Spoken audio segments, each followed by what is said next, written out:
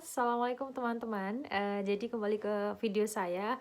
Pada video kali ini saya mau bahas sedikit serius ya. Kayaknya saya sudah lama nggak upload video yang serius karena beberapa video sebelumnya itu adalah video-video sisa-sisa liburan saya. Jadi mungkin juga beberapa waktu ke depan saya akan upload beberapa video yang berkaitan sama ya masih liburan lah ya, masih suasana liburan meskipun saya nggak kemana-mana, paling ya cuman kayak video belanja, kemudian waktu saya ketemu sama teman dan lain sebagainya. Oke, di video kali ini saya ingin berbagi terkait pengalaman saya dalam hal kemampuan berbahasa Inggris gitu ya teman-teman. Terutama pada aplikasi Best Achieving. Oke, jadi ini sepenuhnya adalah berdasarkan based on my experience. Mungkin setiap awardee beasiswa itu kan punya cerita sendiri-sendiri gitu ya, termasuk mungkin yang mereka mendapatkan beasiswa achieving juga. Oke, jadi ini kok kayak gambar ada air mineral di belakang sama ada gambar bon cabe. Oke lah, ini saya dempis di belakang di depan lemari karena habis bersih-bersih habis cucian. Oke, back to our main topic terkait kemampuan bahasa Inggris. Jadi seperti yang kita tahu ya bahwa kita itu kan pindah negara gitu. Kita mau belajar ke negara yang memang bukan penutur aslinya bahasa ibu kita atau bahasa Indonesia gitu ya, sehingga kemampuan berbahasa Inggris ini adalah sebuah keharusan gitu.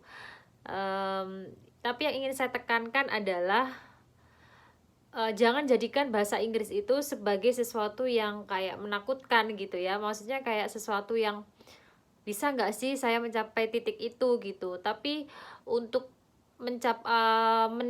kalau saya pribadi ya, untuk selalu mengingatkan saya untuk semangat belajar, karena belajar bahasa Inggris itu pun menurut saya sangat challenging ya, apalagi kalau misalkan sudah bekerja atau sudah punya kesibukan yang lain, misalkan harus ngurus rumah tangga, harus membagi waktu dengan keluarga dan lain sebagainya. Itu harus dialokasikan waktu khusus memang.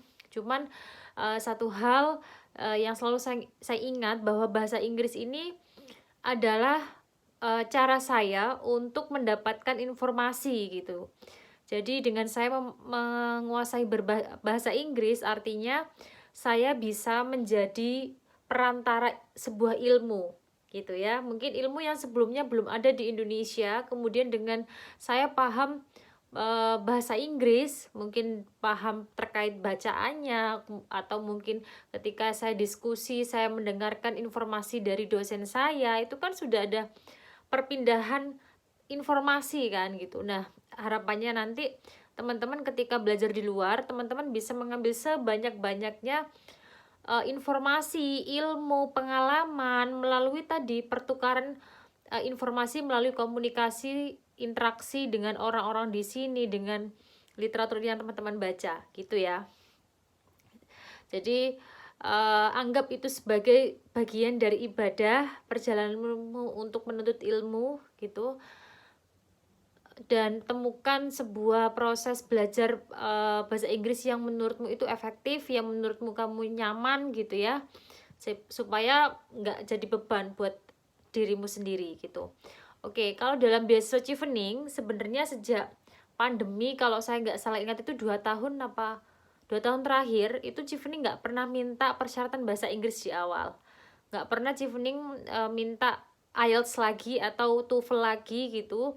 Kalau sebelum-sebelumnya seingat saya sih minta ya, mereka minta minimal berapa, 6,5 kalau saya nggak salah ingat itu minimalnya. Tapi sejak pandemi itu dihilangkan persyaratannya karena dianggap terlalu memberatkan bagi negara-negara yang memang ini ya, kan banyak IELTS test center yang tutup pada saat pandemi, atau bahkan mungkin pembatasan sehingga mereka nggak bisa mobile, mereka nggak bisa transport atau travel ke tempat tes IELTS atau TOEFL, kemudian juga mungkin krisis ekonomi dan lain sebagainya, sehingga persyaratan itu dihapus oleh Chevening dan diganti dengan yang penting kamu sudah punya LOA, Letter of Acceptance Unconditional gitu. Jadi kalau teman-teman lihat juga sejak pandemi itu kan banyak kampus, university yang memberikan kelonggaran untuk para calon mahasiswanya mendaftar gitu ya. Jadi baik mungkin seleksi berbahasa Inggris yang mereka adakan sendiri, atau bahkan mungkin prediction test IELTS itu mereka bisa terima. Misalkan kayak prediction test yang dari British Council dan lain sebagainya, itu beberapa university mau menerima untuk mengganti persyaratan itu tadi gitu ya teman-teman ya. Jadi kalau boleh saya sarankan adalah ya memang kalau memang mau bener-bener scholarship hunter ya punya IELTS itu akan jauh lebih bagus untukmu, karena kamu bisa istilahnya sebar untuk aplikasi beasiswa gitu kan, kamu bisa mendaftar beasiswa ini itu dan lain sebagainya dengan kamu punya sertifikat bahasa Inggris itu. Tapi kalau misalkan kamu pengen tahu lebih dalam terkait alternatif apa saja sih yang bisa saya ambil untuk mendaftar kampus, misalkan ketika saya nggak punya sertifikat bahasa Inggris IELTS atau TOEFL, di university itu banyak sekali opsinya, termasuk tadi ya seperti yang saya sampaikan, ada English assessment mandiri yang disediakan oleh university. Jadi kalau di Indonesia itu mungkin kayak pusat bahasanya gitu, kayak pusat bahasa, kemudian kamu ngikuti serangkaian tes bahasa di kampus itu, sehingga nanti kalau misalkan memang kamu memenuhi ya kamu tanpa kamu ngasih buktimu IELTS atau TOEFL ya kamu bisa dapat LOA unconditional gitu.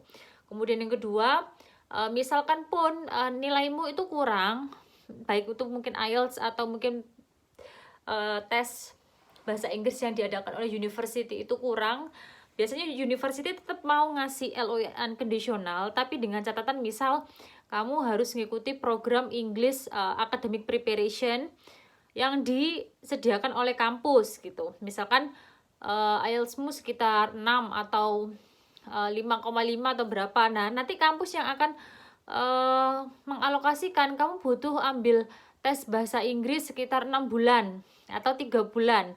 Nah, itu biasanya banyak juga yang online gitu. Nah, setelah kamu mau mendapatkan itu, university akan mau untuk mengeluarkan LOA conditionalmu gitu. Itu juga bisa dijadikan ini ya opsi. Misalkan teman-teman belum punya sertifikat TOEFL atau bahasa Inggris TOEFL atau IELTS. Dan yang lain adalah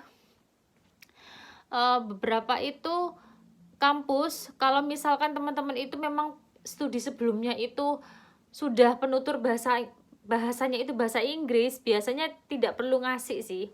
Misalnya untuk daftar S2, kamu dulu S1-nya itu di kampus yang memang seluruh proses belajarnya itu pakai bahasa Inggris, biasanya nggak perlu ngasih lagi tes atau maksudnya hasil IELTS atau TOEFL, karena kan kamu sudah dianggap kayak oh iya dia sudah pernah menjalani perkuliahan dengan bahasa Inggris dan dia berhasil, ininya seperti itu. Tuh. Cuman beberapa itu memang kayak ada jeda waktunya, misalkan maksimal 2 tahun dari kamu lulus, misal seperti itu. Jadi kemampuan bahasa Inggrismu masih belum maksudnya masih akurat gitulah ya, masih bisa dipakai untuk jaminan bahwa kamu bisa menyelesaikan perkuliahanmu yang akan kamu daftari gitu. Itu teman-teman. Nah, kalau di saya pribadi kemarin seperti apa gitu. Kalau saya jujur kemarin memang waktu banyak banget, maksudnya kayak punyanya COVID ya. Nah, saya sempat ambil tes IELTS sekali, kemudian nilai saya masih belum mencukupi. Kemudian akhirnya saya ambil tes Duolingo. Itu juga tes yang paling banyak dipakai juga oleh para mahasiswa yang daftar ke UK, baik mungkin LPDP atau Chevening seingat saya ya, dan itu kampus menerima tes Duolingo. Tapi untuk sekarang saya nggak tahu sih dia menerima atau enggak.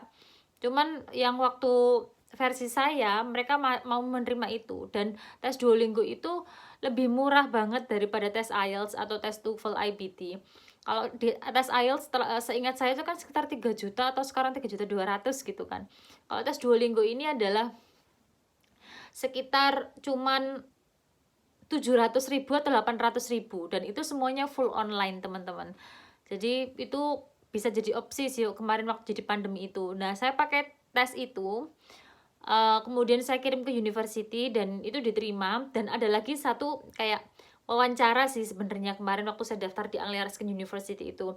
Ada wawancara dari kampus yang mana itu diadakan oleh, maksudnya yang assess saya itu adalah dari pusat bahasanya, kayak ILP, kayak apa ya, ya pusat bahasa kampus gitulah. Terus satunya lagi itu dari dosen mata kuliah gitu teman-teman. Nah, ini baterai saya habis dong. Ya udah, mungkin seperti itu teman-teman kurang lebihnya. Jadi jangan patah semangat. Misalkan teman-teman dalam proses apply Civdik dan belum punya sertifikat IELTS atau TOEFL atau belum punya LOE unconditional, nggak masalah gitu ya. Teman-teman tetap masih bisa optimalkan di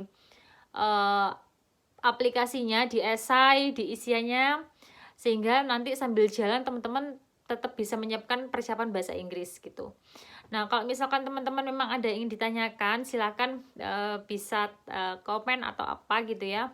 Nanti coba saya jawab. Semoga bermanfaat ya teman-teman ya. Semangat untuk yang masih mengejar kemampuan berbahasa Inggris gitu. Insya Allah jika teman-teman memang punya niat yang kuat, Allah akan selalu bukakan jalan gitu. Selalu istiqomah untuk berada dalam jalur para pencari ilmu supaya langkah kita ke surga juga dimudahkan gitu ya. Makasih, dadah, assalamualaikum.